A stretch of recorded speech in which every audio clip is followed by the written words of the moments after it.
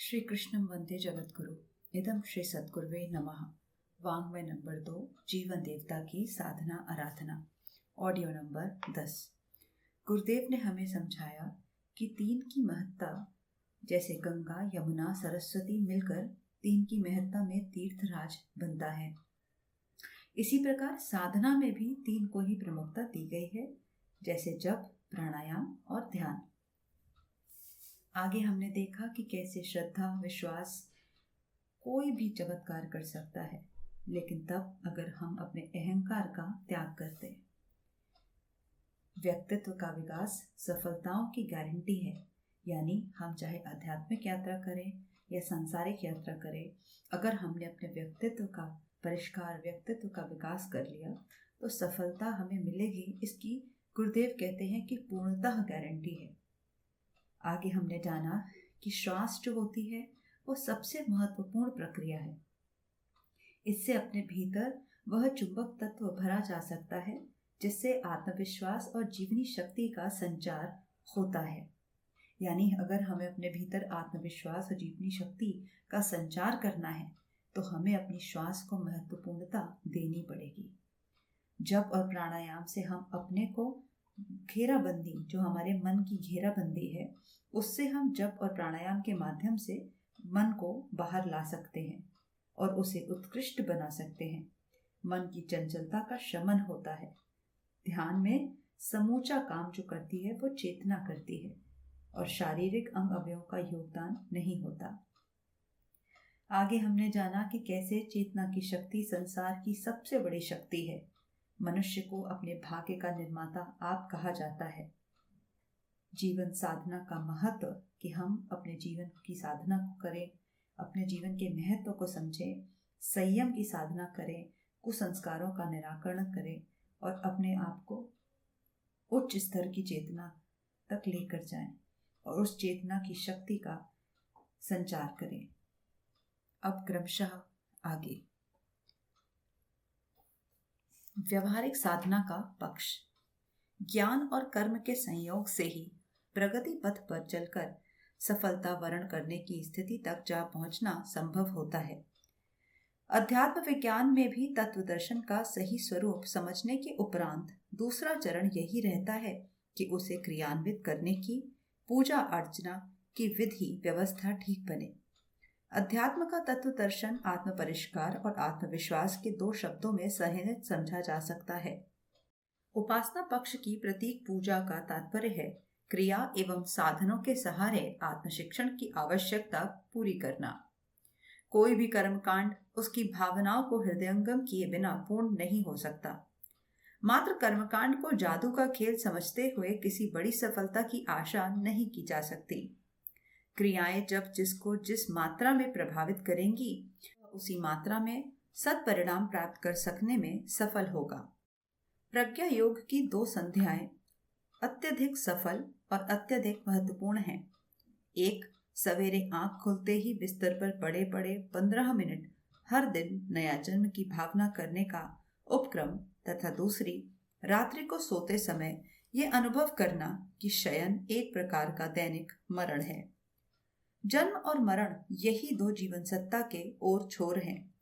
इन्हें सही रखा जाए तो मध्यवर्ती भाग सरलता पूर्वक संपन्न हो जाता है। बीजारोपण और फसल काटना यही 2 कृषि कार्य के प्रमुख अंग हैं। शेष तो लंबे समय तक चलने वाली किसान की सामान्य क्रिया प्रक्रिया है।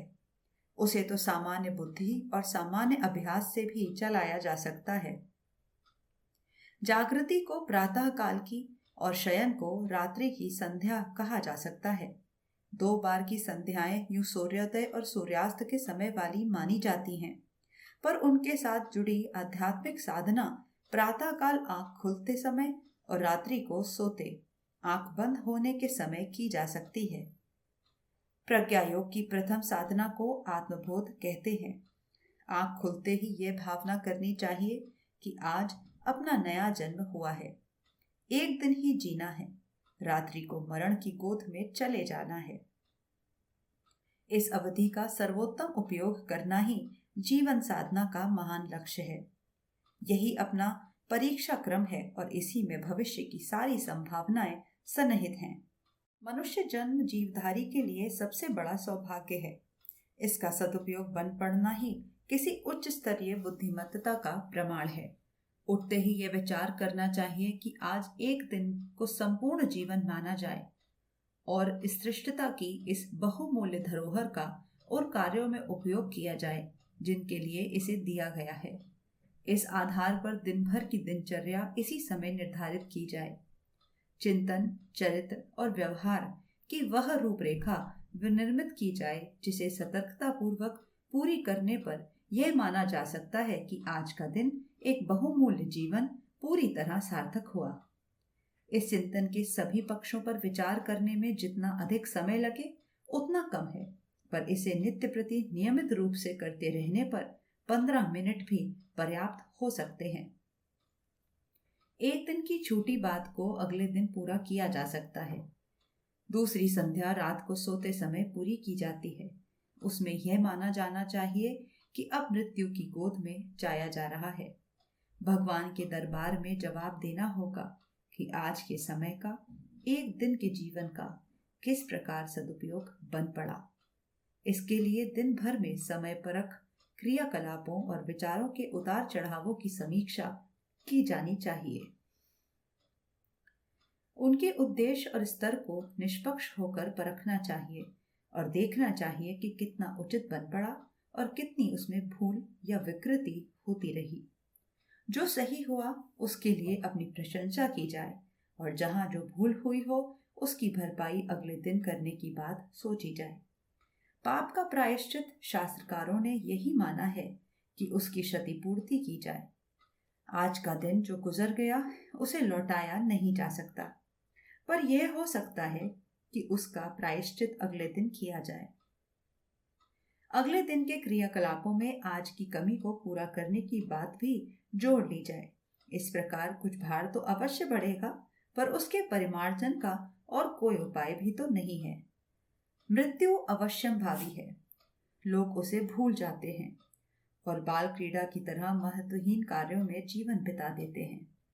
यदि यह ध्यान रखा जाए कि 84 लाख योनियों में भ्रमण करने के उपरांत जो अलभ्य हस्तगत हुआ है उसे इस प्रकार व्यतीत किया जाए जिससे भविष्य उज्जवल बने, देव मानव स्तर तक पहुंचने की आशा बंधे, दूसरों को अनुकरण की प्रेरणा मिले, इस दृष्टता को दायित्व निर्वाह की प्रामाणिकता का परिचय पाकर प्रसन्नता हो, पदोन्नति का सुयोग इस आधार पर उपलब्ध हो।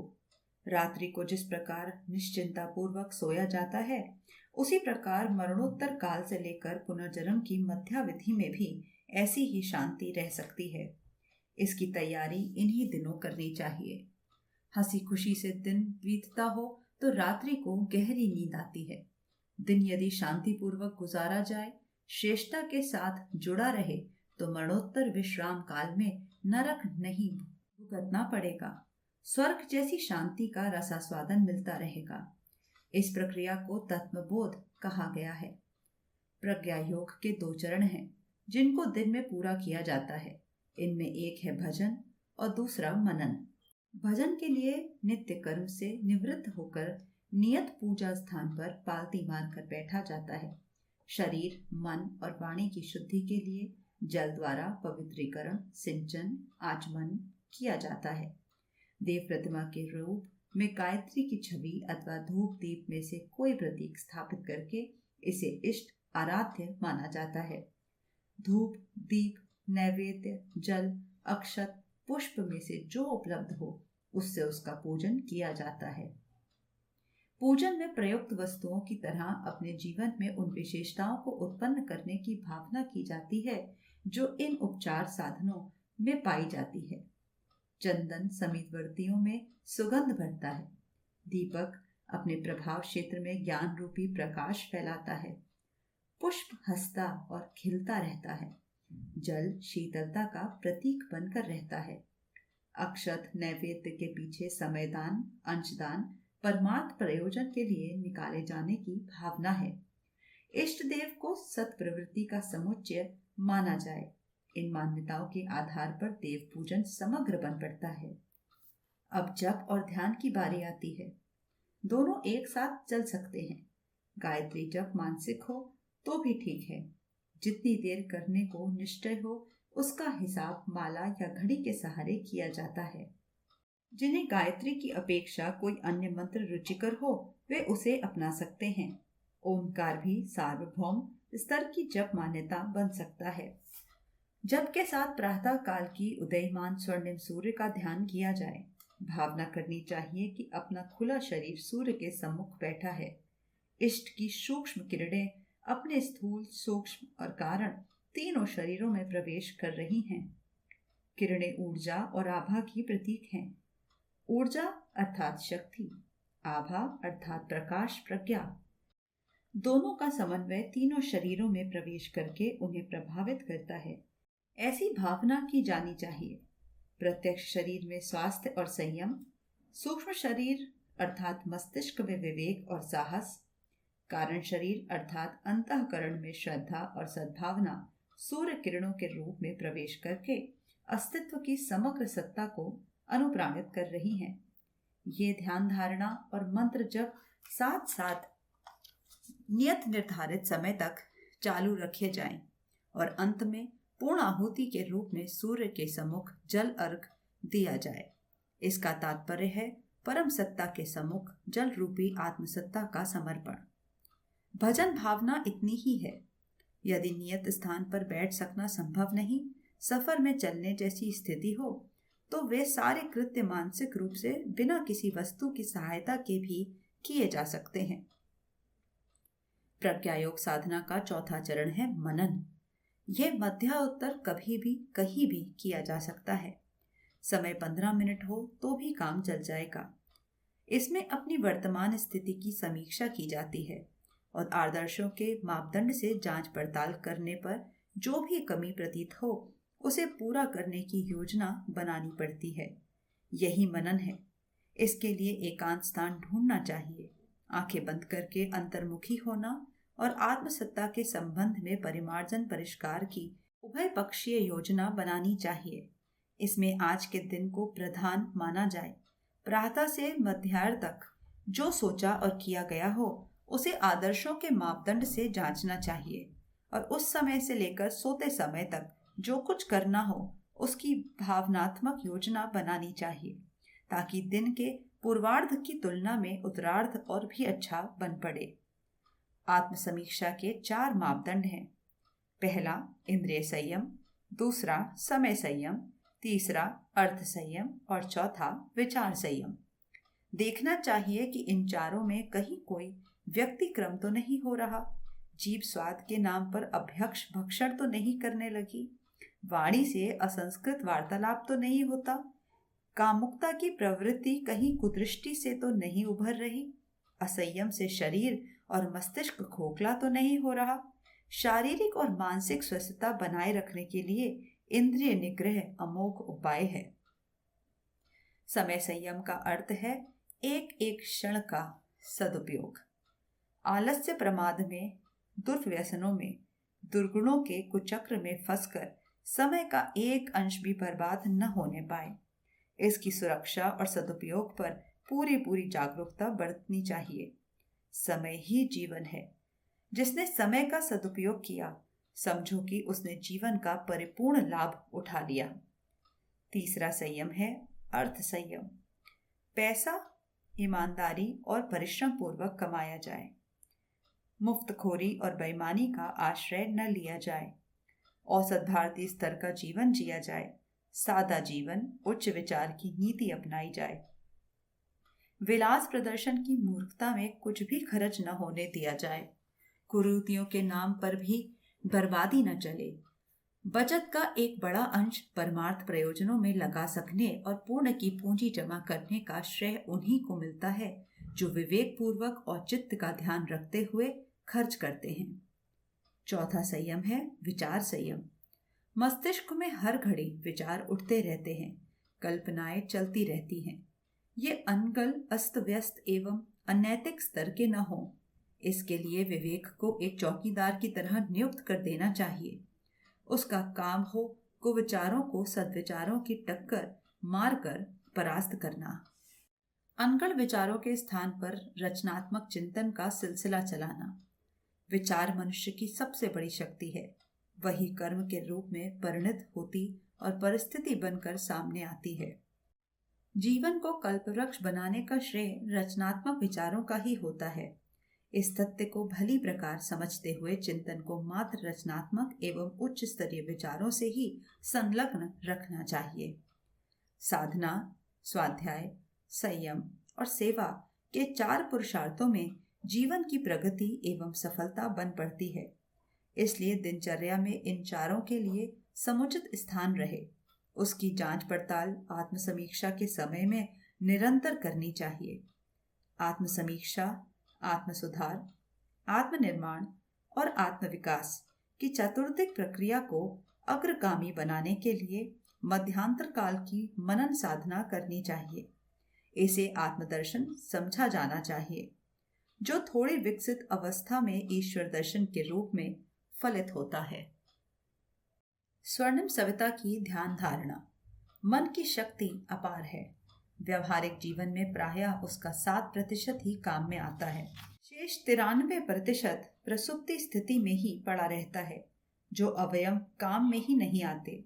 वे निष्क्रिय रहने पर जंग खाए चाकू की तरह, पाक्षाघात पीड़ितों की तरह निरर्थक हो जाते हैं। अपंग जैसी स्थिति में रहने लगते हैं। मस्तिष्क के संबंध में भी यही बात है। दैनिक क्रियाकलापों में जिन घटकों से काम लिया जाता है, उन्हीं में जागृति एवं सक्रियता बनी रहती है। काम न मिलने पर हिम प्रदेश के भालुओं और सर्पों की तरह वे निद्राग्रस्त हो जाते हैं। मन क्षेत्र के अनेकानेक घटकों के संबंध में भी यही बात लागू होती है। यदि अपेक्षाकृत अधिक क्षेत्रों को क्रियाशील रखा जा सका होता, तो मनुष्य बौद्धिक दृष्टि से असामान्य स्थिति तक पहुंचा होता। उस विकास का प्रभाव समूचे जीवन पर पड़ता। प्रगति हर प्रयोजन में परिलक्षित होती। विशेषतः मन संस्थान तो इतना समुन्नत होता कि वह इंद्रियातीत क्षमताओं से सुसंपन्न होकर दिव्य ज्ञान का आधार पर इतना कुछ कर पाता, जितना 100 बुद्धिमान मिलकर भी नहीं कर सकते। शरीर और मस्तिष्क अनेकानेक अदृश्य घटकों से मिलकर बने हैं। उनके समूह समुच्चय अपने अपने क्षेत्र में संभालते हैं और प्रत्यक्ष अंग अवयव के रूप में काम करते हैं। यो कहने को तो समस्त घटकों का परिपोषण संचालन कर सकने की क्षमता रक्त द्वारा संपन्न होती समझी जाती है, पर वस्तुतः उनकी हलचलें ज्ञान तंतुओं द्वारा होती है, जो मस्तिष्क के साथ जुड़े हुए हैं। मस्तिष्क के सक्रिय केंद्र इन ज्ञान तंतुओं के माध्यम से समस्त शरीर के साथ संबंध जोड़े रहते हैं और जानकारियों का आदान प्रदान करते रहते हैं। रक्त की न्यूनता एवं अशक्तता होने पर अंग अवयव कुपोषण के शिकार होते और रघुड़ता तथा अकाल मृत्यु की दिशा में चलने लगते हैं। जैव ऊर्जा का प्रभाव इससे भी अधिक है। जीवनी शक्ति रक्त में पाई जाती है, लेकिन उस पर निर्भर नहीं है। वह स्वतंत्र है तथा काय कलेवर से नहीं, चेतना से अद्भुत होती है। चेतना से मना संस्थान का जितना क्षेत्र ज्वलयंत होता है, उसी अनुपात में शरीर में जीवनी क्षमता, कोमलता, सुंदरता बनी रहती है। निरोधक शक्ति की बहुलता होने पर भी रोगों का आक्रमण भी सफल नहीं होता। जीवट वाले व्यक्ति महामारियों में निरंतर सेवा कार्य करते रहते हैं, किंतु उससे प्रभावित नहीं होते। यह मनोबल की प्रखरता है जो अंग अवयवों को सुरक्षित रखे रहती और समर्थ बनाए रखती है। बहुमुखी सफलताएं इसी पर निर्भर करती हैं। कायिक घटकों को रक्त का पोषण ही नहीं, मनोबल की वह विशिष्टता भी चाहिए जिसे जीवनी शक्ति कहते हैं। जिस प्रकार पोषण रक्त पर आश्रित है, उसी प्रकार प्रतिभा समेत जीवट के अनेक पक्ष मना संस्थान से उभरते तथा गतिशील होते हैं। प्रश्न ये है कि प्रचुर परिमाण में जैव ऊर्जा की समुचित मात्रा में उपलब्धि कैसे हो। प्रसुप्त निष्क्रिय कोष्ठकों को जागृत कैसे किया जाए। रहस्यमयी अदृश्य शक्तियों की चमत्कारी विशेषताओं से लाभान्वित कैसे हुआ जाए। उन्हें प्रखर प्रचंड कैसे बनाया जाए। सोए व्यक्ति को झकझोर कर जगाया जाता है। निस्तब्ध पड़े घड़ियाल को घंटा मारकर झंझनाया जाता है। दवा खजाना खोदने के लिए फाफड़ा चलाया जाता है। विकृत विक्षिप्त मस्तिष्क को बिजली का झटका दिया जाता है। इसी प्रकार शरीर के किसी अंग अवयव को विशेष रूप से सक्रिय समर्थ बनाना है तो उसे किसी समर्थ उपकरण के सहारे हिलाया डुलाया उठका पटका जाता है। ऐसे उपकरण की भूमिका कौन निभाए, कैसे निभे? इसका सुनिश्चित उत्तर एक ही है कि मानसिक ऊर्जा का एक सघन समुच्चय एकत्रित किया जाए और इस योग्य बनाया जाए कि वह तिलमिलाने वाला प्रहार कर सके। इस उपलब्धि को हस्तगत करने का एक ही उपाय है, एकाग्रता और भाव निष्ठा संपन्न ध्यान। आतिशी शीशे पर सूर्य किरणें एकाग्रित की जाए तो उसका केंद्र बिंदु देखते देखते अग्नि उगलने लगता है। बंदूक दागने पर कारतूस की गोली कितनी तीव्र गति से निकलती है और कठोर लक्ष्य को वेधती है, यह सर्वविदित है। सूर्य किरणों की भांति मानसिक शक्तियां भी बिखरी हुई रहने के कारण अपना प्रभाव अति स्वल्प मात्रा में ही पृथ्वी पर दिखा पाती हैं। यही बात विचार शक्ति के बारे में भी है। वह अनेक क्षेत्रों की अनेक आवश्यकताओं की पूर्ति में नियोजित रहती हैं। उसे एकत्रित कर लिया जाए तो उसकी समग्र शक्ति असाधारण रूप से शक्तिशाली हो जाती है। भाप के संबंध में भी यही बात है। सामान्यतः पानी गर्म होकर हवा में उड़ता रहता है और उसका किसी को पता भी नहीं चलता, किंतु जब उसे रेल इंजन के पिस्टन के साथ जोड़ दिया जाता है तो बड़ी तादाद में माल के डिब्बों को घसीटती हुई वही भाप कहां से कहां पहुंचा देती है। प्रेशर कुकर इसी भाप के दबाव में घंटों में बनने वाला भोजन मिनटों में पका देता है। कल्पना शक्ति की क्षमता के संबंध में भी यही समझा जाना चाहिए। उसे बिखेरते रहने वाले लोग अति बुद्धिमान होते हुए भी अस्त व्यस्त रहते हैं और जीवन भर कोई महत्वपूर्ण कार्य कर नहीं पाते, किंतु जो एकाग्रता साधने में समर्थ होते हैं वे वैज्ञानिक, विद्वान, कलाकार, दार्शनिक, कुशल शिल्पी बनकर दिखा देते हैं। हमें एकाग्रता की महत्ता समझनी चाहिए और कछुए खरगोश की दौड़ वाली कहानी याद रखनी चाहिए, जिसमें मंद गति वाला कछुआ नियत लक्ष्य तक पहुंचकर बाजी जीत गया था, जबकि दुर्गगामी खरगोश अपने मन को जहां तहां उलझाए रहने के कारण पिछड़ गया था। प्रत्यक्ष जीवन की सफलता का यही आधार है और आत्मिक उत्कर्ष का भी। विचारों की एकाग्रता साधने का सरल और प्रभावी उपाय ध्यान है। ध्यान में केंद्रीकरण के लिए कोई छवि निर्धारित करनी पड़ती है, ऐसी वस्तु जो आकर्षक भी हो और गुणवत्ता से भरपूर भी। सुंदर युवतियों की ओर अनायास ही ध्यान खिंच जाता है और उसकी छवि तथा भंगिमा के इर्द गिर्द चक्कर लगाने लगता है। यही बात ध्यान इष्ट के संबंध में है। उस निर्धारण से पूर्व लक्ष्य पर गरिमा, महत्ता एवं चयन का आरोपण करना पड़ता है। यही सिद्धांत सभी देवी देवताओं के संबंध में लागू होता है। सार्वभौम ध्यान के लिए प्रकाश पुंज, प्रभातकालीन स्वर्णिम सूर्य सविता का चयन करना अति उत्तम एवं निर्विवाद है। जिन देवताओं की कथा गाथा होती है उनके इतिहास में कितने ही उत्साहवर्धक तथ्य रहते हैं, कोई खोट भरे भी। ध्यान के कारण वे सभी भलाइयां बुराइयां साधक पर सवार होती हैं, इसलिए अन्य देवता संदेहास्पद भी हैं।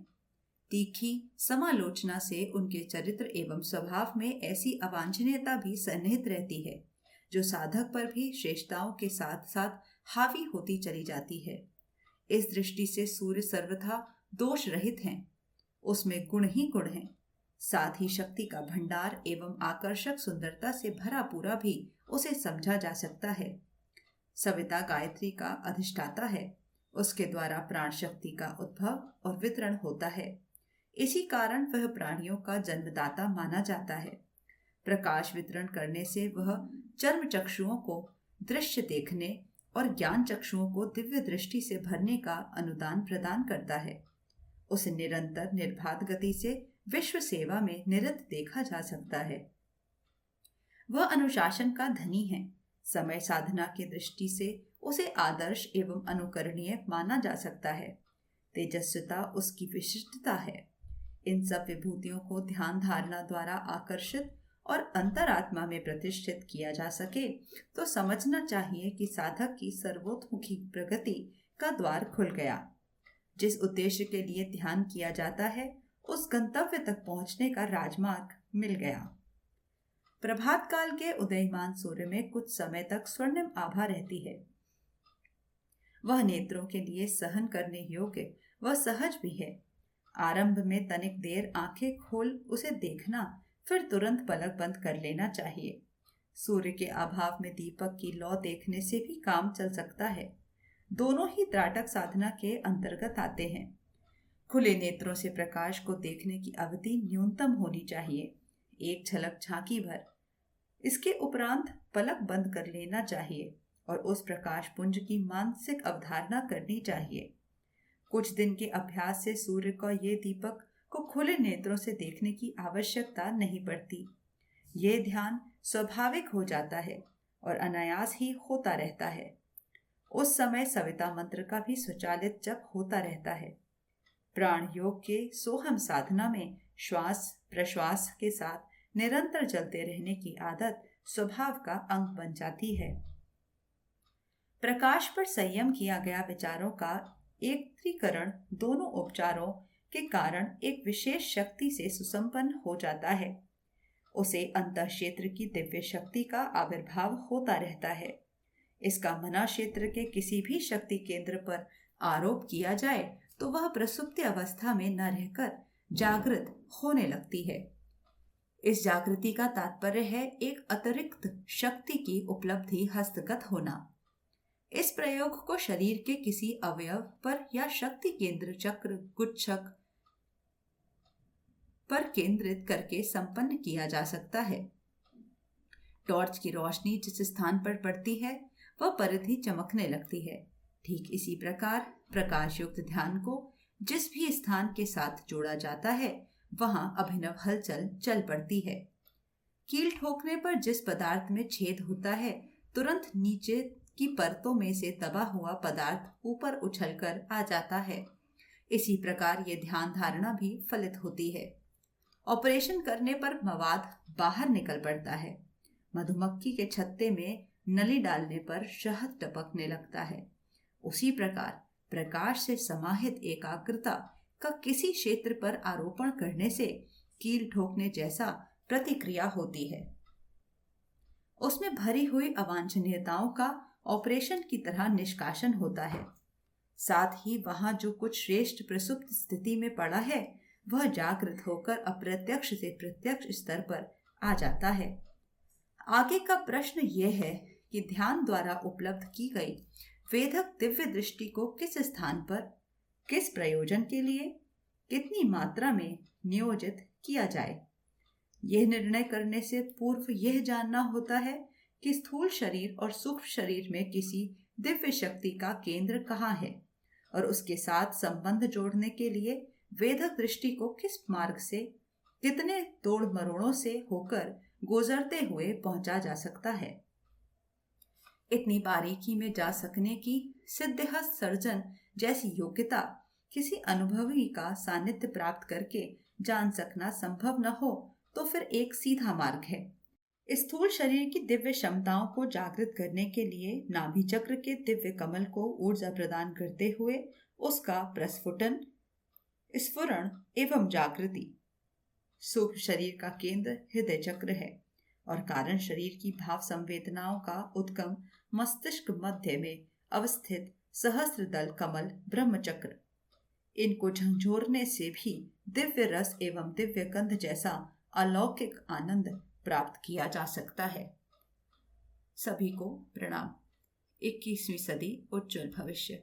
भारत माता की जय। वंदे मातरम।